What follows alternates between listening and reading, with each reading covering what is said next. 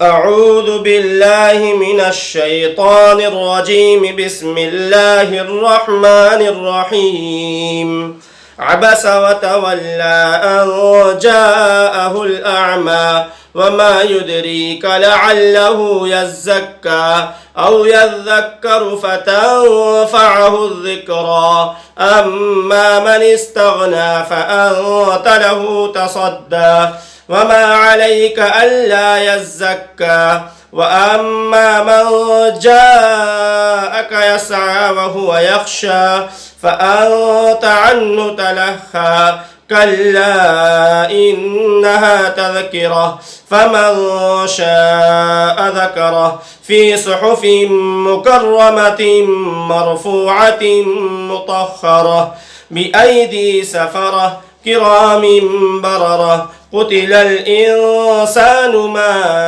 أكفره من أي شيء خلقه من نطفة خلقه فقدره ثم السبيل يسره ثم أماته فأقبره ثم إذا شاء أنشره كلا لما يقض ما أمره فلينظر الإنسان إلى طعامه أنا صببنا الماء صبا ثم شققنا الأرض شقا فأنبتنا فيها حبا وعنبا وقضبا وزيتونا ونخلا وحدائق غلبا وفاكهة وأبا متاعا لكم ولأنعامكم فإذا جاءت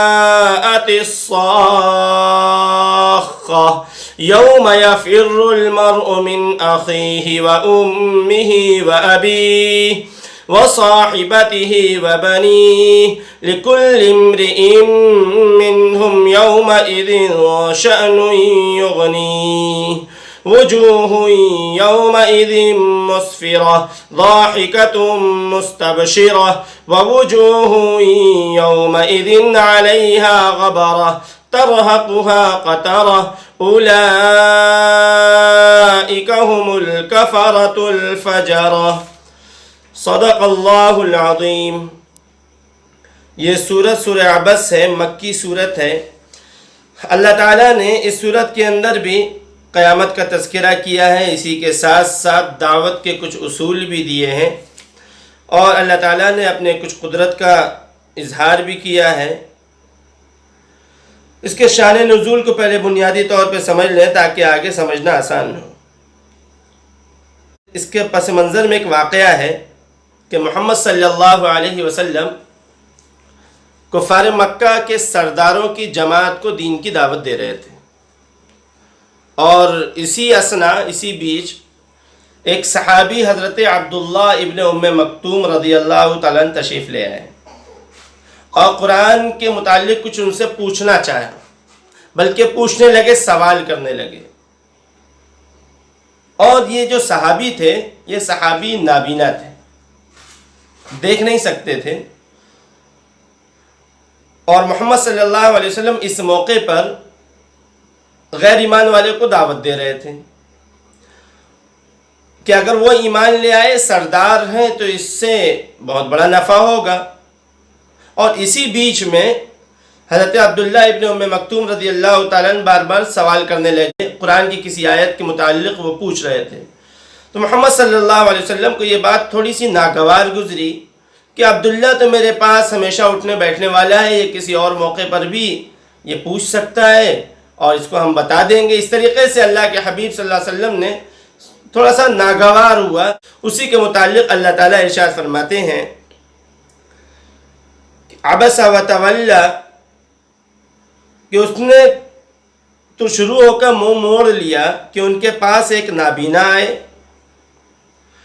آپ نہیں جانتے ہیں کہ شاید وہ سنور جاتا یا نصیحت سنتا اور اس نصیحت سے فائدہ اٹھاتا، یا اس نصیحت سے اسے فائدہ پہنچتا۔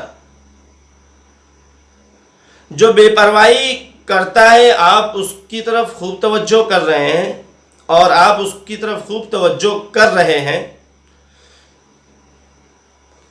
اب یہاں پر بھی اللہ تعالیٰ نے اشارہ اس طرف کیا ہے کہ یہ عبداللہ ابن ام مکتوم یہ طلب کے ساتھ آپ کے پاس آئے تھے، اور یہ کفار مکہ جو ہے یہ بے طلبے ہیں۔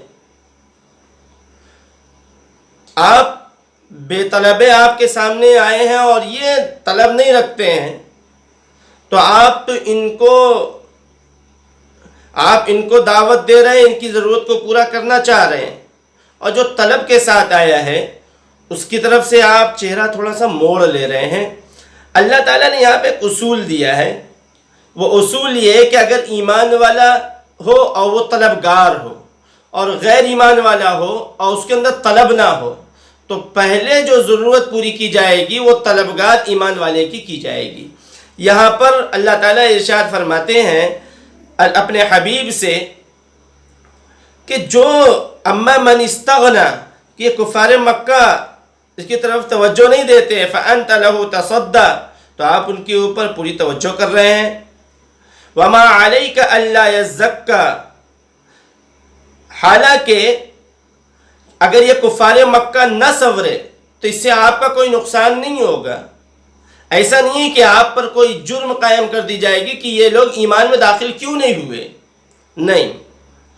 وَأَمَّا مَنْ جَاءَكَ يَسْعَى، اور آپ کے پاس جو شخص دوڑتا ہوا آتا ہے، یعنی یہ جو صحابی آئے ہیں عبداللہ ابن ام مکتوم رضی اللہ تعالیٰ عنہ، وَهُوَ يَخْشَى، اور وہ ڈرتے بھی ہیں۔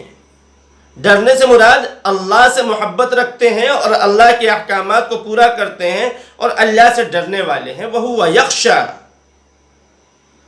فَأَنْتَ عَنْهُ تَلَهَا، ایسے سے آپ بے رخی برتتے ہیں۔ کلا، اللہ تعالیٰ سمجھا رہے ہیں، کلا انہا تذکرہ، یہ ٹھیک نہیں ہے۔ قرآن تو نصیحت کی چیز ہے، یعنی آپ کے پاس صاحب ایمان طلب کے ساتھ آئے تو پہلے ان کی ضرورت کو آپ پوری کیجئے۔ روایت میں ملتا ہے کہ ان آیتوں کے بعد جب یہ آیت نزول ہوئی تو اللہ کے حبیب صلی اللہ علیہ وسلم کو عبداللہ ابن ام مکتوم رضی اللہ تعالیٰ عنہ سے اور محبت ہو گئی۔ محمد صلی اللہ علیہ وسلم جب بھی ملاقات کرتے تو ان کے حال چال احوال پوری طریقے سے لیا کرتے ہیں۔ یہاں پر ایک بات اور بھی بتلائی گئی ہے کہ اے میرے حبیب، آپ کے پاس یہ جو صحابی آئے اور درمیان میں سوال کیے تو ان کی بھی کوئی غلطی نہیں ہے۔ ان جاءہ الاعمی، وہ بیچارے تو نابینا ہیں، وہ دیکھ نہیں پائے کہ آپ بیٹھے ہوئے ہیں، ورنہ وہ آپ کے ساتھ بے ادبی والا برتاؤ نہیں کرتے، لیکن دنیا کو ایک اصول دینا تھا، اور ہمارے اور آپ کو ایک اصول اللہ تعالیٰ نے عنایت کیا اس راستے سے کہ ذرا طلبگار ایمان والا ہو تو پہلے اس کی طلب کو پوری کی جائے۔ ایک طرف ارتداد کی ہوا چل رہی ہو، ایک طرف مسلمانوں کے درمیان خوب برائیاں عام ہو چکی ہوں اور عام ہو رہی ہوں، اور اسی موقع پر کسی غیر ایمان والے کو ایمان کی دعوت دینی ہو، کسی غیر ایمان والے کو ایمان کی دعوت دینی ہو، اور اسی موقع پر کہیں پر ایمان والوں کے درمیان اصلاح کا کام کرنا ہو تو مقدم اس میں ایمان والے کے درمیان اصلاحی کام کو دیا جائے گا، یعنی کہ ترجیح اس کو دی جائے گی۔ ایک اصول مل گیا۔ آگے اللہ تعالیٰ ارشاد فرماتے ہیں کہ یہ ٹھیک نہیں ہے۔ قرآن تو نصیحت کی چیز ہے، فمن شاء ذکر، جو چاہے اسے یاد کر لے، جو چاہے اس سے نصیحت حاصل کر لے۔ پھر آگے اللہ تعالیٰ ارشاد فرماتے ہیں کہ قرآن ایک عظیم کتاب ہے۔ اب قرآن کی صفات بیان کر رہے ہیں۔ فی صحف مکرمہ مرفوعۃ مطہرہ بأیدی سفرہ کرام بررہ، یہ تو پرعظمت صحیفوں میں لکھی ہوئی کتاب ہے، بلند و بالا اور پاک صاف ہے، یعنی اس کو چھونے سے پہلے بھی آدمی کو پورا انتظام کرنا ہوتا ہے کہ وضو سے ہو، غسل سے ہو، پوری پاکی کے ساتھ ہو، اور ناپاک آدمی سے چھوتا نہیں ہے، اور چھوٹنے کی اس کی اجازت بھی نہیں ہے۔ ایسی عظیم کتاب ہے، یہ کتاب ایسی عظیم ہے۔ مرفوعۃ مطہرہ بأیدی سفرہ کرام بررہ، اور بزرگ اور پاک باز ہیں اور ایسے ہاتھوں میں ہیں کہ جو کہ پاک صاف ہیں، ایسے لکھنے والوں کے ہاتھوں میں جو بزرگ اور پاک صاف ہیں. یہ قرآن کے مقام اور مرتبے کو اللہ تعالیٰ نے یہاں بتلایا ہے کہ دیکھو یہ عظیم کتاب ہے، اور اس عظیم کتاب کے متعلق آپ کے پاس سوال کرنے کے لیے آئے تو آپ اس کو جواب دیں، کیونکہ وہ جو لینے کے لیے آئے ہیں وہ عظمت کے ساتھ آئے ہیں. وہ جو آپ سے پوچھنے آئے ہیں وہ عظمت کے ساتھ پوچھنے آئے ہیں. اور یہ جو کفار مکہ ہیں ان کو آپ نے دعوت دے دی، اب یہ ایمان میں داخل ہوں نہ ہوں اس سے آپ پر کوئی اثر نہیں پڑنے والا، آپ نے اپنا کام کر دیا. آگے اللہ ارشاد فرماتے ہیں قتل الانسان ما اکفر، خدا کی مار انسان بھی کیسا ناشکرا ہے. اب یہ بھی اشارہ ہے اس طرف کہ اتنی عظیم کتاب دے دی گئی ہے، اتنا عظیم نبی دے دیا گیا ہے اور یہ سب کچھ ہو گیا، پھر بھی یہ ناشکرا ہے، اس کے اندر کوئی شکر کا مادہ ہی نہیں ہے. پھر آگے اللہ تعالیٰ ارشاد فرماتے ہیں کہ اس کی اصلیت بتلاتے ہیں کہ ذرا کم سے کم اپنے اوپر غور کر لو کہ کتنے انعامات ہم نے کیے ہیں، کتنے انعامات کا تم انکار کرو گے. من ای شیء خلق، اب یہ یہاں جو مخاطب ہے اللہ تعالیٰ کو اس طرف متوجہ کر رہے ہیں کہ دیکھو میری بات مانو، یہ احسانات کو مانو. اللہ تعالیٰ ارشاد فرماتے ہیں من ای شیء خلق، ہم نے کس چیز سے پیدا کیا. ایک سوال کھڑا کیا، ہم نے کس چیز سے پیدا کیا؟ من نطفہ، قطرے سے پیدا کیا، پانی کے قطرے سے پیدا کیا. اللہ تعالیٰ نے خود سوال قائم کیا، پھر اللہ تعالیٰ خود ہی جواب دے رہے ہیں من نطفہ، پانی کے قطرے سے پیدا کیا. خلقہ، پھر ہم نے پیدا کیا. فقدرہ، پھر اس کی تقدیر لکھی. ثم السبیل یسرہ، پھر اس کے نکلنے کا آسان راستہ بنایا. اللہ تعالیٰ ارشاد فرماتے ہیں کہ غور کرو ان چیزوں پر. کہہ رہے ہیں کہ تمہیں پیدا کس سے کیا گیا؟ نطفے سے پیدا کیا، تمہاری کوئی حیثیت نہیں ہے. اور اس کو ہم نے پھر خلقہ، ماں کے پیٹ میں بنایا، اور ایسی جگہ پر بنایا کہ جس کے پیٹ میں بن رہا تھا اسے بھی نہیں پتا چل رہا تھا کہ کیا بن رہا ہے. ناک کب لگ رہی ہے، کان کب لگ رہا ہے، آنکھ کب لگ رہی ہے، پیر کب لگ رہا ہے، اتڑیاں کب لگ رہی ہے، اسے بھی معلوم نہیں. خلقہ، ہم اسے بنائے، ہم نے بنایا اسے. فقدرہ، پھر اس کی تقدیر لکھی. پھر اس کی تقدیر لکھی کہ وہ کیسا رہے گا، کیسا مرے گا، کتنا جیے گا، اس کی رزق کتنا ہوگا. فقدر ثم السبیل یسر، پھر اس کے نکلنے کا راستہ آسان راستہ بنایا کہ ماں کے پیٹ سے آسانی سے اسے نکالا.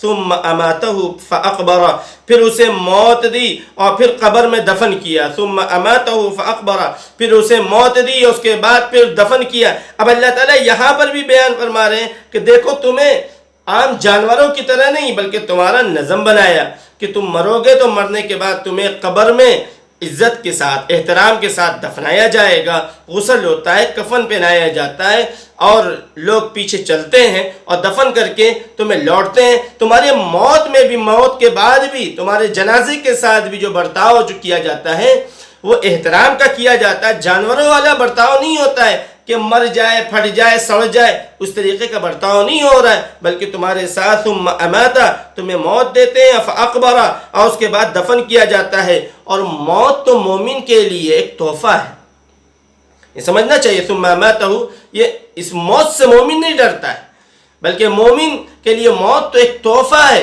اللہ سے ملانے کا یہ ایک راستہ ہے. ثم اذا شاء انشرہ، پھر جب چاہے گا اسے زندہ کر دے گا. یعنی موت بھی دیا، موت دینے کے بعد قبر میں مٹی میں مل گیا، اس کے بعد پھر اللہ جب چاہے گا اسے دوبارہ کھڑا کر دے گا. کلا لما یقض ما امرا، ہرگز اس نے اب تک خدا کی حکم کی بجاوری نہیں کی نافرمانوں کے متعلق. فَلْيَنْظُرِ الْإِنسَانُ إِلَىٰ طَعَامِهِ، تو انسان کو چاہیے کہ اپنے کھانے کو دیکھے، یعنی کہ جو ہاتھ میں موجود ہے اپنی ذات پہ غور کر لیا، اب اپنے سامنے جو چیز ہے اس پر غور کر لے کہ فَلْيَنْظُرِ الْإِنسَانُ إِلَىٰ طَعَامِهِ، اپنے کھانے پہ غور کر لے. أَنَّا صَبَبْنَا الْمَاءَ صَبًّا، کہ ہم نے بارش برسائی.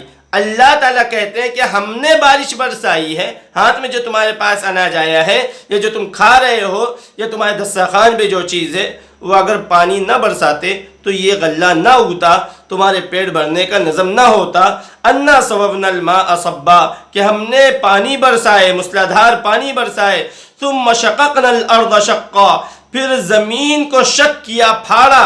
زمین کو شک کیا، پھاڑا، کون سی مشین لگی ہوئی ہے کہ وہ مشین زمین کو پھاڑے اور اس سے پھر ایک چھوٹا سا پودا نکلتا ہے؟ اللہ کہہ رہے کہ ہم کرتے ہیں، ایسی طاقت والے ہیں ہمیں۔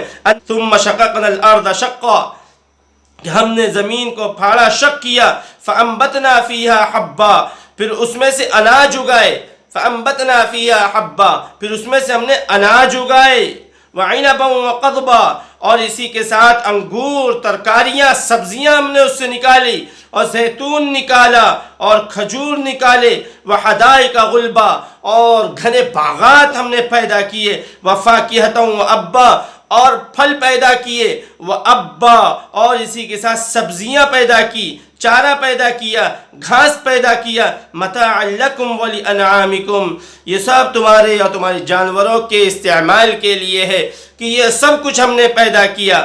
یہ اللہ تعالیٰ ارشاد فرما رہے ہیں تو اب ہمارے لیے کیا مشکل ہے کہ تمہیں مار دیں، مارنے کے بعد دوبارہ کھڑا کر دیں، کوئی مشکل کام یہ نہیں ہے۔ پھر آگے اللہ تعالیٰ اور تاکید کے ساتھ بیان کرتے ہیں اس قیامت کے متعلق، فَإِذَا جَاءَتِ الصَّاخَّةُ، بس جب کان بہرے کر دینے والی قیامت آ جائے گی، ایک چیخ ہوگی، یعنی ایک سور ہوگا کہ جو سب کو تباہ، سب کو مٹا دے گی، سب کو توڑ پھوڑ دے گی، سب کو ہلاک کر دے گی۔ فَإِذَا جَاءَتِ الصَّاخَّةُ، تو جب ایک چیخ آئے گی، یوم یفر المرء من اخیہ وامہ وابیہ، اس کے بعد جب حشر میں جمع کیے جائیں گے، وہاں کے منظر کو اللہ تعالیٰ بیان کر رہے ہیں کہ وہ ایسا دن ہوگا کہ اس دن آدمی اپنے بھائی سے اور اپنی ماں اپنے باپ سے، اپنی ماں اپنے باپ سے، اور اپنے دوست اپنی بیوی سے، ہر سے بھاگ رہا ہوگا۔ لِكُلِّ امْرِئٍ مِّنْهُمْ يَوْمَئِذٍ شَأْنٌ يُغْنِيهِ، ان میں سے ہر ایک کو اس دن ایک ایسا مشغلہ ہوگا کہ دوسرے سے بے پرواہ ہو چکے ہوں گے، لوگ نفسا نفسی کے عالم میں ہوں گے، سب اپنے اپنے حالات پہ پریشان ہوں گے۔ ایسا خطرناک دورہ ہوگا، وجوہ یومئذ مسفرہ، لیکن اس دن بھی یہ بھی سمجھنے والی چیز ہے کہ ایسا خطرناک دور ہوگا کہ سب ایک دوسرے سے بھاگ رہے ہوں گے، کوئی کسی کا ساتھ دینے کو تیار نہیں ہوگا، کوئی کسی سے بات کرنے کو راضی نہیں ہوگا۔ اس دن بھی بہت سے چہرے روشن ہوں گے، بہت سے چہرے روشن ہوں گے۔ کل کے درس میں یہ بات آئی تھی کہ کچھ دل ہوں گے جو دھڑک رہے ہوں گے اور ڈرے ہوئے ہوں گے، ان کی آنکھیں جھکی ہوئی ہوگی۔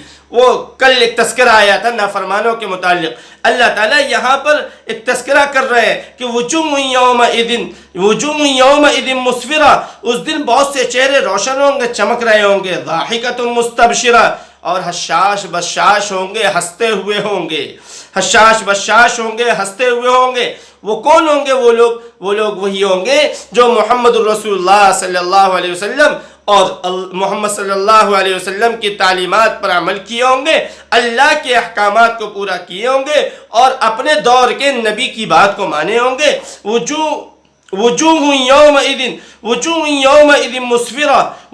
یومئذ مسفرہ ضاحکۃ مستبشرہ، یہی وہ لوگ ہوں گے جو اپنے نبی کی بات کو مانے ہوں گے۔ آگے اللہ ارشاد فرماتے ہیں وَوُجُوهٌ يَوْمَئِذٍ عَلَيْهَا غَبَرَةٌ، اور بہت سے چہرے اس دن کالے اور سیاہ ہوں گے، غبار آلود ہوں گے، ترحقها قطرہ، غبار آلود ہوں گے، کالے کلوٹے ہوں گے، اور چہرے پہ ہوائیاں اڑ رہی ہوگی۔ اولئک هم الکفرہ، یہ وہی کافر بد کردار لوگ ہوں گے کہ جنہوں نے اللہ تعالیٰ کے احکامات کو توڑا ہوگا، نبی کی تعلیمات کو چھوڑا ہوگا۔ اللہ تعالیٰ ہم سب کو 100% دین پہ چلنے والا بنائے، قرآن مجید کی صحیح فہم ہم سب کو نصیب فرمائے، ہمارے بزرگوں کی عمروں میں اللہ تعالیٰ برکت نصیب فرمائے۔ وما علینا الا البلاغ۔